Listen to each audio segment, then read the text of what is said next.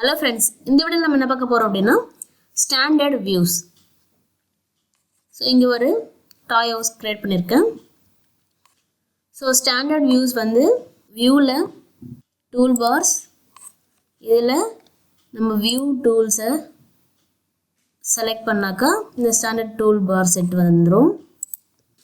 அதே போல நம்ம டிஃபால்ட்டா மெனுல வந்து பாத்தீங்கன்னா கேமரால ஸ்டாண்டர்ட் வியூஸ் அப்படின்னு இருக்கும். ஸோ இதுலேயும் உங்களுக்கு எல்லா ஆப்ஷன்ஸும் இருக்கும்.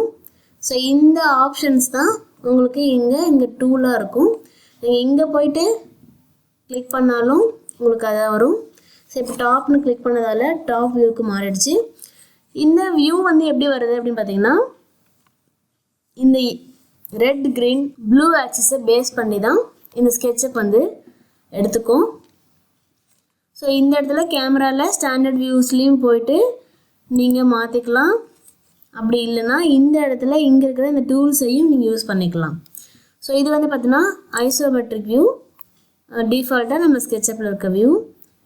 அடுத்து இது வந்து பார்த்தா டாப் வியூ, அடுத்து front view, right view, back view and left view.